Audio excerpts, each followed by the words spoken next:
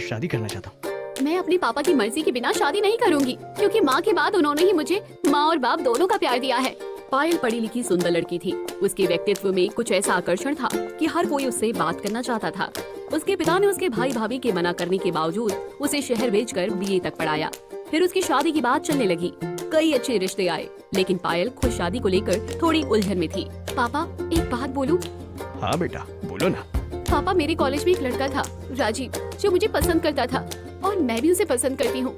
पायल जब कॉलेज में थी तब उसकी मुलाकात एक युवक राजीव से हुई। राजीव एक सामान्य परिवार से था, लेकिन बेहद समझदार और संवेदनशील। धीरे धीरे दोनों में प्यार हुआ। पायल, मैं जानता हूँ हमारे बीच बहुत फर्क है, पर क्या तुम मेरा साथ जिंदगी भर दोगी? अगर साथ देना है तो सबके सामने देंगे। मैं अपने पिता से बात करूंगी। आज पायल ने हिम्मत करके राजीव की बात घर में बताई। उसके पिता को ये रिश्ता पसंद नहीं आया। उनका मानना था कि बेटी की शादी बराबरी में होनी चाहिए। नहीं बेटा, तू मेरी इकलौती बेटी है। तेरी शादी को लेकर मेरे कई अरमान है। तू ऐसे मेरे अरमानों को नहीं कुचल सकती बेटा। और भेजो पढ़ाई करने शहर। मैंने तो पहले ही मना किया था। खानदान की नाक कटा दी इस लड़की ने। भाभी, मैं राजीव से प्यार करती हूँ, मगर मैंने ऐसा कुछ नहीं किया कि खानदान की नाक कटे। आपकी और भैया की भी तो लव मैरिज थी, फिर आप ही ऐसा बोल रही हैं? देखो नैना जी, मैं यदि कुछ बोलती नहीं हूँ इसका मतलब ये नहीं कि मुझे बोलना नहीं आता। अगर मैं बातें नहीं सुनूंगी, तुम्हारे भाई और मेरी लव मैरिज जरूर है, मगर हम दोनों एक ही कास्ट के थे। तुम्हारी तरह दूसरी कास्ट का लड़का नहीं था। ये कहते हुए उसकी भाभी गुस्से में वहाँ से चली गई। एक दिन पायल की दुनिया ही उजड़ गई। एक एक्सीडेंट में राजीव लापता ही हो गया। साल भर तक उसे ढूंढा गया, मगर वो कहीं नहीं मिला। चूँकि लव मैरिज थी तो पायल के ससुराल में उसके सास ससुर सदमे से गुजर गए। वो वापस अपने मायके आ गई। लो, आ गई आप वापस। मैंने तो पहले ही कहा था कि शादी नहीं करनी है, मगर मेरी सुनता कौन है? अब फिर से हमारी छाती पर मूंग दलना। ये कहते हुए पायल की भाभी अब उससे घर के सारे काम कराती, उसे बहुत परेशान करती। उसके पिता से उसकी ये हालत देखी ना गई। बेटा मान जा, तू उससे शादी कर ले, वरना तेरी भाभी तेरा जीना मुश्किल कर देगी।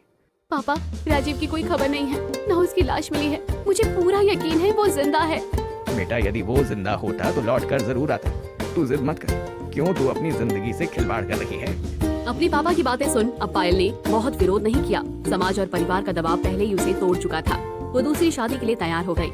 कुछ ही महीनों के बाद उसके पापा ने उसका रिश्ता एक सरकारी स्कूल के टीचर से तय कर दिया। वो पायल से 8 साल बड़ा था, लेकिन पढ़ा लिखा और संस्कारी था। पायल की दोबारा शादी हुई। इस बार सब कुछ धूमधाम से हुआ। अरे, तू तो बहुत खुश होकर ननद की शादी से भाग भाग के काम कर रही है। अच्छा है, पायल को अच्छा घर मिल गया, और मुझे तो इस बात की खुशी है कि मेरे सर से बला टली। ये कहते हुए वो खिलखिलाते हुए हंसती। पायल शादी होकर अपने दूसरे ससुराल आ चुकी थी। वहाँ का माहौल काफी अच्छा था। बहू, तुम थक गई होगी, जाकर आराम करो। शादी की रस्में तो खत्म ही नहीं होंगी। पायल का दूसरा पति अजय उसे उन लोगों के कमरे में ले गया। छोटा सा मगर खूबसूरत कमरा था, जिसकी बालकनी में बगीचा नजर आता था। पायल, मुझे पता है तुम्हारी पहली शादी की उम्र बहुत कम थी। कई सारी अच्छी बुरी यादें तुम्हारे अतीत से जुड़ी हैं।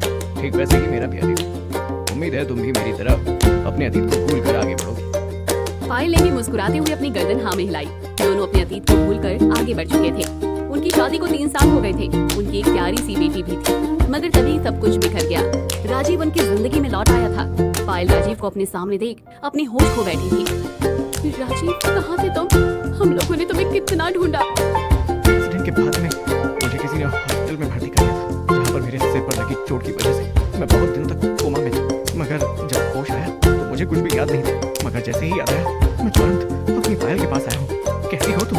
कैसी होंगी तुम्हारे बिना तो, जैसे जीना ही भूल गई थी। फिर अब पायल कुछ और बोलती, उसके पहले ही अजय उसकी बेटी को गोद में लेकर वहाँ आ गया। पायल कौन है? पायल अजय की बात का कोई जवाब नहीं दे पाती। वो राजीव की तरफ ही देख रही थी। राजीव अजय को देख रहा था। तीनों थोड़ी ही देर कुछ नहीं बोले। अजय को समझ आ गया था कि ये राजीव है। वो पायल को लेकर अंदर आया। राजीव, शायद तुम्हें ये सुनकर अच्छा न लगे कि पायल अपनी जिंदगी में आगे बढ़ चुकी है। हम दोनों का एक बच्चा भी है। ये सुनकर राजीव की आंखों में आंसू आ गए। वो पायल की ओर देख रहा था। पायल की भी आंखें नम थी। उन दोनों की हालत देख अजय ने राजीव को कुछ दिन घर पर ही रोक लिया, क्योंकि उस दिन के बाद से उसका भी इस दुनिया में कोई नहीं था। ये खबर जब पायल की भाभी को पता चली तो उन्होंने बवाल मचा दिया। ये क्या कह रहे हो? ननद के दो पति? अरे, एक तो लापता था। अरे, लापता था मगर अब लौट आया है और पायल के घर में ही रह रहा है। उसके ससुराल में लोग ताना मार रहे हैं। सास ने बात करना बंद कर दिया है। आखिर दो पति वाली बहू से कौन रिश्ता रखे? ये सारी बातें सुन उसकी भाभी भागते हुए पायल के ससुराल पहुंची। वहाँ पर राजीव को देख वो गुस्से में बोली, बेशर्मी की। तुम्हें तो शर्म आ नहीं रही है? क्यों पायल की जिंदगी उजाड़ने आए हो? भाभी ये क्या कह रही है? मैं बेशर्म नहीं हूँ। बेशर्म तो ये पायल अपने पति के सामने किसी और मर्द के साथ रह रही है। मेरी पत्नी है और अभी हम दोनों का तलाक भी नहीं हुआ है। राजीव की बातें सुनकर अजय और पायल दोनों घर से निकल गए, क्योंकि उन्होंने तो राजीव को इंसानियत के नाते अपने घर में जगह दी, मगर राजीव के मन में तो कुछ और ही चल रहा था। चाहे तुम दोनों का तलाक ना हो, मगर पायल मेरी पत्नी है। मगर यदि तुम्हारी सोच ऐसी है तो जल्दी तुम्हें तलाक वो दे दे। पायल मुझे तलाक तब देगी ना जब मैं उसे दूंगा। अब मैं उसे यहाँ से लेकर जाऊंगा। तुम अपनी बच्ची के साथ रहो। राजीव की बातें सुनकर पायल को समझ नहीं आ रहा था कि वो क्या बोले। वो खामोश होकर उन दोनों को देख रही थी।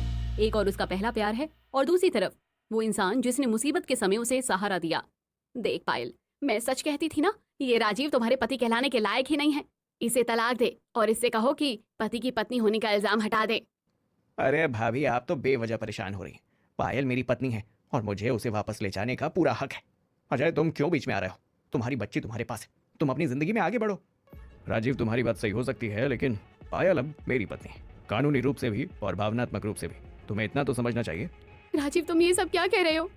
हम लोग इतने सालों तक तुम्हारे इंतजार में थे और अब जब तुम वापस आए हो तो क्या तुम हमारे साथ ऐसा व्यवहार करोगे? पायल, मेरे साथ जो हुआ उसके बारे में तो सोचो। मैं कोमा में था, मुझे कुछ भी याद नहीं था, और जब मुझे सब याद आया तो पता चला कि मेरी पत्नी ने दूसरी शादी कर ली है और इस सदमे की वजह से मेरे माँ बाप इस दुनिया को छोड़कर चले गए। क्या ये मेरे साथ अन्याय नहीं है? राजीव की बातों से पायल और अजय दोनों खामोश हो जाते हैं। राजीव ने उनकी सबसे कमजोर नस पर वार किया था। तभी एक अजनबी आदमी हॉल में प्रवेश करता है। पायल, तुम राजीव को तलाक मत देना। तुम कौन हो? मेरा नाम सुरेश और मैं राजीव का दोस्त हूँ। सुरेश राजीव का एक दोस्त था जो राजीव के अस्पताल में रहने के दौरान उसके साथ था। मुझे पता है पायल। राजीव, मैंने तुमसे कहा था ना कि तुम पायल को सब कुछ बता दो, लेकिन तुमने मेरी बात नहीं सुनी। मैं यहाँ सच्चाई बताने आया हूँ। असल में राजीव का एक्सीडेंट हुआ तो था, लेकिन उसे सिर में कोई चोट नहीं लगी थी। वो एक एक्सीडेंट में घायल था, लेकिन पूरी तरह ठीक हो गया था। वो एक अमीर परिवार की लड़की प्रिया के प्यार में पागल था। उसने पैसों के लालच में प्रिया से शादी भी कर ली थी। क्या ये सब झूठ है? ये राजीव और प्रिया की शादी के कागजात हैं। देखो राजीव, तुम झूठ बोल रहे हो। तुमने अपनी शादी की अंगूठी भी बेची थी ताकि तुम प्रिया को खुश कर सको। सुरेश हाथ में कुछ कागजात और फोटो दिखाते हुए। सुरेश ने 2 कागजात दिखाए। उन पर राजीव और प्रिया की शादी की तारीख थी, जो पायल से शादी के 2 साल बाद की थी। राजीव, तुम? राजीव की आंखें नीचे झुक जाती है। उसे अपनी गलती का एहसास हो जाता है। अजय, तुम ही मेरे सच्चे पति हो। राजीव, निकल जाओ मेरे घर से। आज के बाद मुझे तुम कभी अपनी शक्ल मत दिखाना। अब पायल और अजय खुशी खुशी अपने बच्चों के साथ रहते हैं। इसी के साथ कहानी यहीं खत्म होती है। कैसी लगी कमेंट बॉक्स में जरूर बताइए। चैनल को अभी तक सब्सक्राइब नहीं किया तो जरूर करें।